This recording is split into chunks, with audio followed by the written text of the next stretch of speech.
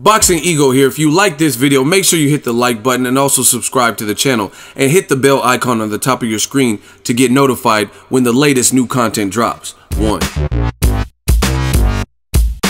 What up, fight world? It's your boy Ego and I'm back with some more boxing. Make sure you smash the like button, also subscribe to the channel for the latest and greatest in boxing. If you want to become part of the gang notification gang, please hit the bell icon. Shout out to the super chats, the channel donations, and the Patreon family.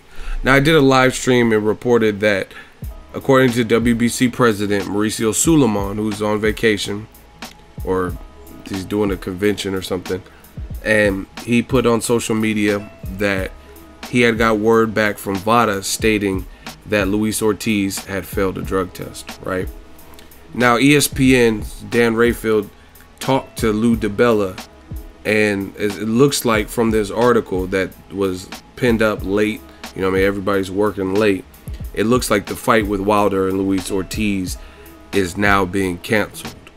I will give you guys an update if that wasn't the case or if this report is false, but it's looking like that, and this is what I feared, and this is certainly a possibility. Like I said, there's been a couple times like Francisco Vargas or Eric Morales when he failed with clenbuterol and still fought Danny Garcia, but more often than not, especially when we're talking about heavyweight fighters with power, there's a strong chance that the fight can get canceled because look at the location. This is the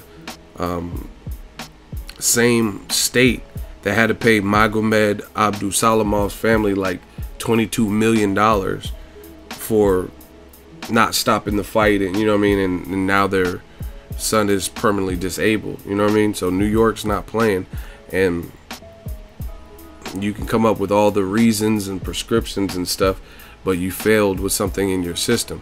See, and this is what I told you on the live stream. I'm not new to this, and I understand Luis King Kong Ortiz and his team, they're saying that, oh, he's taking prescription pills for his heart medicine, and the prescription shows Luis Ortiz's name and stuff like that. But you have to understand there's certain red flags that are still inherent. And I even have questions. Like, for example, I get it. Why? First of all, you're 37, 38, and you're taking high blood pressure medicine, and you're a pro athlete. You know what I mean? I'm not saying if you're a pro athlete you can't have high blood pressure, because, you know what I mean? But usually if you stay in shape or you're doing what you're supposed to, you can get your blood rate down to the point where you don't need a prescription to beat it. You know what I mean? They give people, like, if you're eating fast food all the time or whatever, you know what I mean? They might give you a prescription because they feel you can't tame it on your own. So that's one thing. But beyond that is, I told you in the live stream, sometimes, and the ESPN article corroborates this and says the same thing, yes, the ingredients are found in blood pressure medicines, but they can also be found in, those diuretics can be found and used as masking agents. And that's what happens when you're dealing with steroids, you're dealing with PEDs. You might be trying to flush your system out. These guys who do it, and I'm not saying Luis Ortiz is for 100% one. All I know and all we know is that he failed his A sample for this. But I'm just telling you how the game of PEDs and steroids dealings works. And the thing is, you're not trying to get caught. So you would rather have this patsy. You would rather have something else like a diuretic. Oh, I was just using that to take weight, or it's my blood pressure medicine. And they know that. The chemists, the people, like, you know what I mean? Look at Angel Mimo Heredia. He's very experienced when it comes to that. He testified in front of the grand jury or whatever about supplying athletes, Marion Jones or whoever, with different things. And that's what they find ways to, it's called gaming the system, cheating the system, and that's a common practice, using something else as a masking agent. So you get, would you rather get busted for, oh, you had a diuretic in your system, or hey, we found stanozolin, an anabolic steroid in your system? You know what I mean? So a lot of times they use that to cleanse and flush out your system.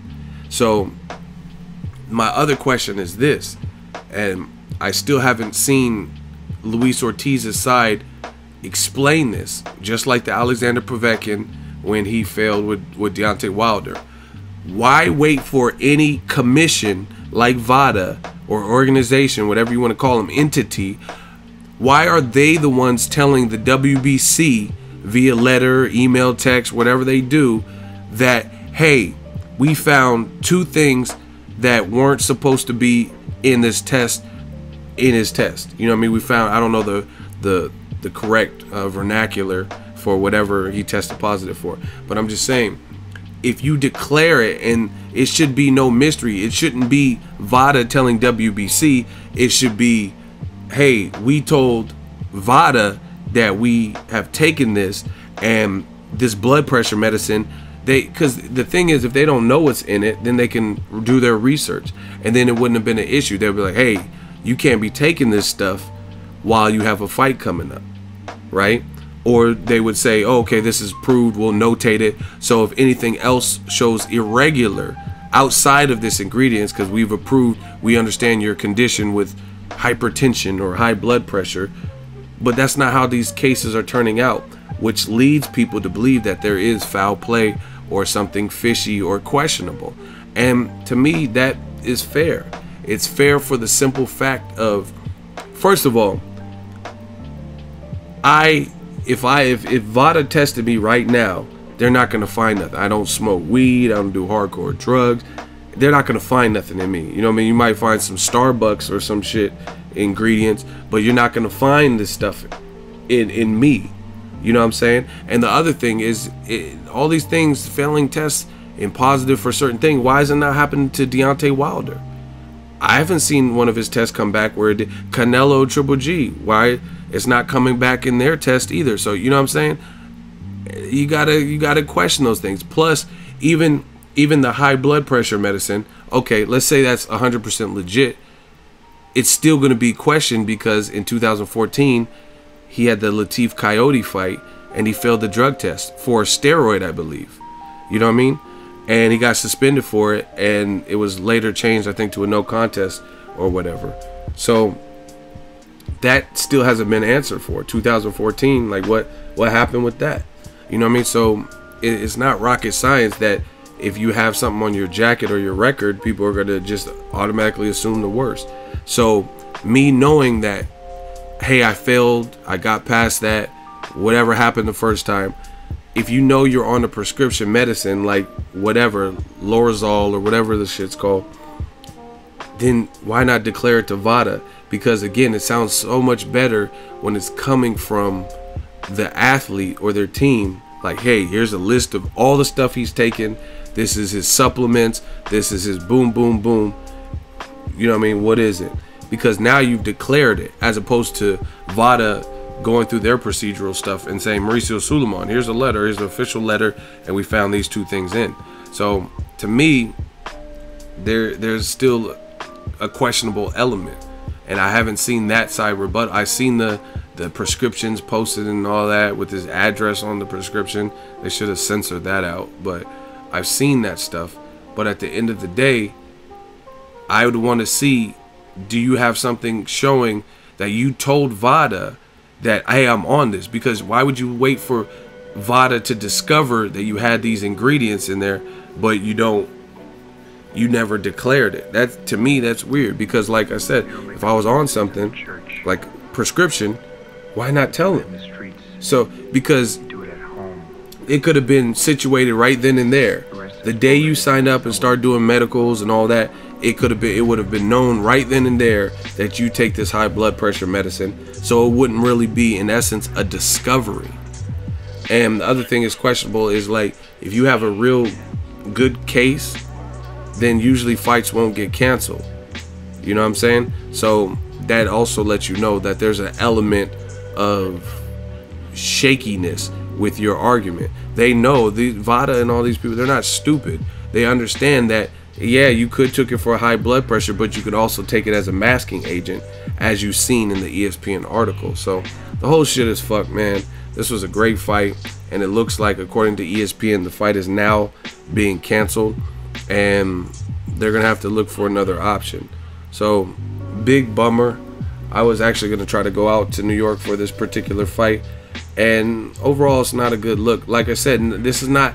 It's not like everybody is failing for these ingredients in their drug test. There's other heavyweights. They're not. Gerald Washington, he held a sign at his last fight versus Gerald Big Baby Miller, and he was like drug free. You know what I mean? He's not failing for this. So to me, there is a bit of questionability anytime people fail a drug test, because not everyone's just failing and getting flagged for anything. In addition, I want to see the procedural things that you've done, knowing you take a high blood pressure medicine once a day, twice daily, or whatever, where you inform VADA. Because again, from my stance, I feel like it makes a lot more sense if you declare something. As opposed, like, I remember Robert Guerrero when he was fighting against Floyd Mayweather, right? He was at the JFK airport, and he let him know, hey, if you go in that bag, I'm a registered gun owner, and I have a gun in there, right? He still got arrested because, you know what I mean, New York's New York, and they're, oh shit. But he did the right thing. He told them that, hey, I'm going through the airport, and I'm a registered gun owner, and I'm traveling, and I have a gun. You know what I mean? So he did all he could do to notify him. As opposed to, let's say me, I have a gun on me, I'm strapped, and I just try to go through the TSA and shit, and then they're like, oh, hey, wait, we found a gun in the bag. That looks way worse. You guys get me? That looks way worse. If TSA is the one discovering it, now it looks like there was like some shady dealings or something going on. Lou DiBella, he just feels, from what it says in the ESPN article, they interviewed him, he just feels disenchanted and bad for his fighter, Deontay Wilder. And Wilder even, he called it again. He said, don't fuck this up for us. Don't mess up with the drug test. And now it looks like the fight's messed up. Man, I'm pissed. Let me know your thoughts. Drop it in the comment section.